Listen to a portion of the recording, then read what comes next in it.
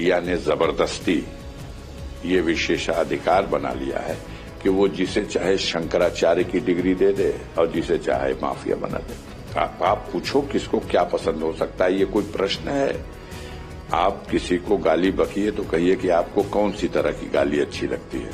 अहंकार है तो अहंकार तो महाराजा कंस को भी था।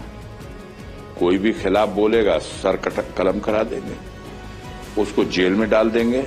महाराजा उग्रसेन जो उनके पिताश्री थे उनको भी जेल में डाल दिया।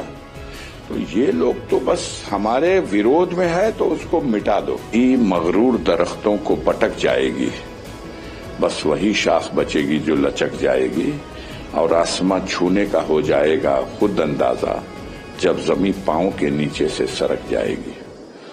पूरे देश की 543 सीटों पर लोकसभा के चुनाव हो रहे हैं। अब गाजीपुर के लिए आपने एक अलग कुछ बना रखा है, तो वो आप बता सकते हैं क्यों बना रखा है दृष्टिकोण? क्योंकि अखिलेश यादव जी इतने बड़े नेता हैं, कभी शिक्षा का गढ़ और केंद्र हुआ करता था। लोगों से मैं बात करता हूं तो एक मिलीजुली प्रतिक्रिया आती है। लोग आपके परिवार के प्रति सहानुभूति भी रखते हैं, जो एक विरासत आपके परिवार के साथ है शिक्षा को लेकर, स्वतंत्रता आंदोलन को लेकर, और बीच में कुछ पृष्ठभूमि बदलती है जिस वजह से लोगों में मिलीजुली प्रतिक्रिया रहती है। अब शिक्षा के प्रति आजमगढ़ को, गाजीपुर को जहां आप नाम ले रहे हैं, तो अल्लामा शिबली नुमानी या गाजीपुर के साथ राही मासूम रजा। अब आप बताइए, शिक्षा के प्रति जब आप दिल्ली से इन गाजीपुर और आजमगढ़ की तरफ निगाह डालते हैं तो वहां आपने शिक्षा के महत्व को कहां खड़ा कर रखा है?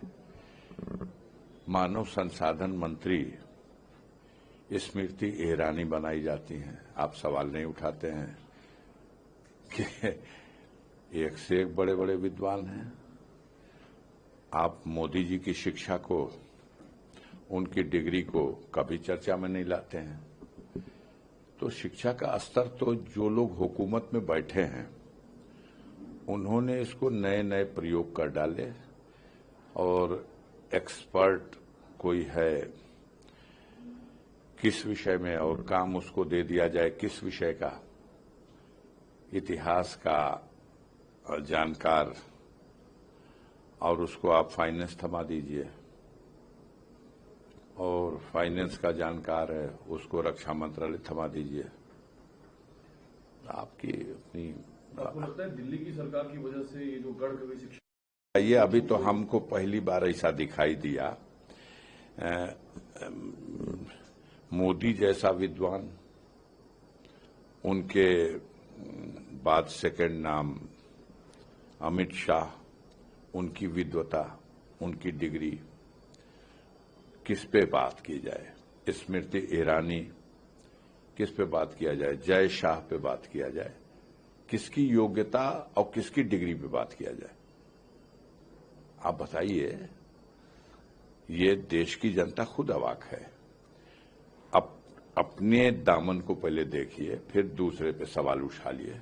ठीक है, जो सवाल का दूसरा हिस्सा था, आप पसंद करते हैं या जो आपके परिवार की पुरानी पहचान रही है उसे आप ज्यादा पसंद करते हैं? ये विशेषाधिकार है तो नहीं कानून में आपको, लेकिन हमारी मीडिया ने जबरदस्ती ये विशेषाधिकार बना लिया है कि वो जिसे चाहे शंकराचार्य की डिग्री दे दे और जिसे चाहे माफिया बना दे। आप क्या पसंद करते हैं? हमको क्या, आप पूछो किसको क्या पसंद हो सकता है, ये कोई प्रश्न है?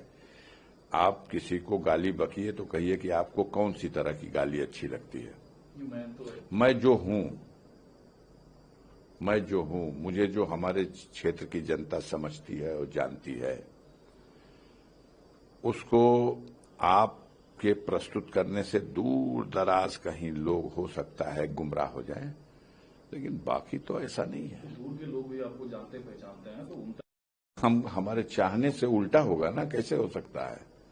हमारी इच्छा और चाही हुई चीजें एक्सेप्ट कैसे हो सकती है? यहाँ की जनता कोई फैसला लेती है तो हमारे देश की मीडिया, जो गोदी मीडिया कही जाती है, वो कहती है कि तो बड़े जातवादी लोग हैं वहां के, ये तो जात जीत गई और विकास हार गया। कहाँ पूछने जाते हैं आप कि हमारे देश के संचार मंत्री श्री मनोज सिन्हा जी, आरोप लगा था कि 2G के नीलामी में कुछ घपला हुआ है। ए राजा भी जेल चले गए, कनीमोझी भी जेल चली गई। 4G में क्या हुआ और फिर पूरा BSNL का कबाड़ा कैसे हो गया। 4 लाख करोड़ रुपया व्यय हुआ था भारत सरकार का। ये दुनिया की सबसे बेस्ट तकनीकी और मशीनें, अंतरिक्ष में हमारे टावर और मिट्टी में मिला दिया। 4 लाख करोड़ रुपया। अब जो मंत्री है, हम उसके अगर मंत्री हों तो हमें उसका रिस्पांसिबल नहीं माना जाएगा। अजीब अंदाज है देखने और समझने का। अंदाज तो ये भी है कि जब गाजीपुर की बात होती है तो आपने सुना होगा, उन्होंने कहा था कि आजमगढ़ का नाम अगले 5 साल में हम बदल देंगे। बदल दिया। क्या छुपा रखा है? कुछ नहीं छुपा, कुछ बीजेपी हासिल करना चाहती है। देखिए, अहंकार है। और आजमगढ़ के लोगों ने योगी जी को उनके इस वक्तव्य के लिए पुरस्कार दिया। विधानसभा चुनाव में प्रदेश में उनकी सरकार बनी, लेकिन गाजीपुर और आजमगढ़ में जहां सबसे ज्यादा बुलडोजर चला था, 0 है आजमगढ़ में, 0 है गाजीपुर में। अहंकार है। तो अहंकार तो महाराजा कंस को भी था। कोई भी खिलाफ बोलेगा सर कलम करा देंगे, उसको जेल में डाल देंगे। महाराजा उग्रसेन जो उनके पिताश्री थे, उनको भी जेल में डाल दिया। तो ये लोग तो बस हमारे विरोध में है तो उसको मिटा दो।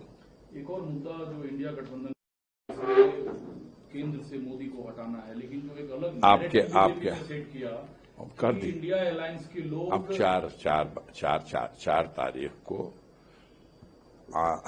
तारीख को एक शेर के जरिए कह दूं इसको, आंधी मगरूर दरख्तों को पटक जाएगी, बस वही शाख बचेगी जो लचक जाएगी, और आसमां छूने का हो जाएगा खुद अंदाजा जब जमीन पांव के नीचे से सरक जाएगी। लल्लू सिंह जो सिटिंग MP हैं मौजूदा और फिर चुनाव भी लड़ रहे हैं, क्या उन्होंने ये नहीं कहा है कि जिस दिन 2/3 बहुमत हमें मिल जाएगी हम इस संविधान को हटा देंगे? क्या वो बीजेपी के लीडर नहीं है? अरे संविधान हटाने का मतलब कि हम अपना संविधान बनाएंगे। हम गुजरात में बैठेंगे और वहीं से नॉमिनेट कर देंगे बलिया का MP कौन, गाजीपुर का MP कौन। इसी को लेकर जो नैरेटिव ओबीसी वर्ग का जो आरक्षण है जी छीनने के देना, मुसलमानों को दे दिया जाएगा, जबकि जो ओबीसी आरक्षण है वो जाति आधारित आरक्षण नहीं है, वो आर्थिक असमानता को लेकर दिया गया आरक्षण वो है। सारी मुस्लिम जाति भी कुछ आती है उसके दायरे में। सारी विडंबना यही है कि ये लोग अपना फार्मूला अपने ढंग से बनाते हैं।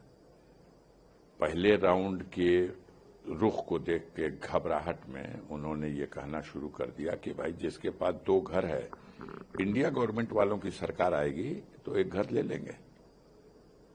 उन्होंने आगे बढ़े तो ये कह दिया कि देखिए 2 भैंस भी जिसके पास है 1 भैंस भी ले लेंगे। फिर आगे बढ़े तो उन्होंने कहा इंडिया गवर्नमेंट वाले आएंगे तो ये मंगल सूत्र की रक्षा नहीं हो पाएगी। और आगे बढ़ते जा रहे हैं।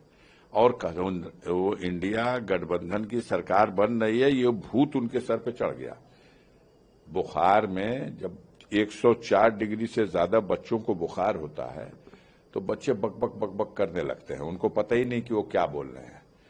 हमारे प्रधानमंत्री जी ऐसे ऐसे शब्दों का इस्तेमाल करने लगे कि अब क्या कहा जाए। ये लोग खुद ही गजल लिखते हैं और खुद ही घुंघरू बांध करके मुजरा करते हैं, खुद अपने ही तय कर देते हैं कि आपदा को अवसर बना लो। और आपदा को अवसर कोरोना महामारी के दौरान देश की जनता को मूर्ख बनाने के लिए कहते हैं इस तारीख को इतने बजे अपने अपने छत पे चढ़ करके और थाली बजाओ, ताली बजाओ। तो ये तो खुद ही अपनी सोच है, उसके लिए अपनी अंदर की जो घबराहट है, तो वो जो कुछ भी कहे, पूरे देश का नागरिक जो समझना नहीं चाहता वो अलग बात है, जो समझना चाहता है वो समझ चुका है कि ये लोग देश को संभाल नहीं सके, देश को गर्त में पहुंचा दिए। न इनके कंट्रोल में महंगाई है, न ये बेरोजगारी की समस्या का कोई समाधान कर सकते हैं, और जो लूट मची हुई है देश में, चोरी, बेईमानी, घूसखोरी, इतने बड़े पैमाने पे कमीशनखोरी कि अब उसकी वजह से तो जनता निराश हो चुकी है। कोई इन लोगों पे अब विश्वास रहा है नहीं, कुछ भी कह डाले। लोअर कोर्ट से जो आप हाईकोर्ट का रुख किए हुए हैं, क्या उम्मीद है आपको? क्योंकि जो खबर सबसे ज्यादा छपती है आपको लेकर, उसमें ये कंफ्यूजन रहता है कि कैंडिडेट आप हैं, आप जीतेंगे, या अंत में आप अपनी जो पुत्री है नुसरत अंसारी, उनके लिए अपील करेंगे। मैं आपके माध्यम से अपील करूंगा कि साइकिल चुनाव चिन्ह है मेरा। गाजीपुर 75 लोकसभा सीट से मैं समाजवादी पार्टी का कैंडिडेट हूं। इंडिया गठबंधन का मुझे समर्थन है, और जनता झूम करके इस चुनाव में साइकिल वाला बटन दबा करके और शानदार जीत, एक नजीर वाली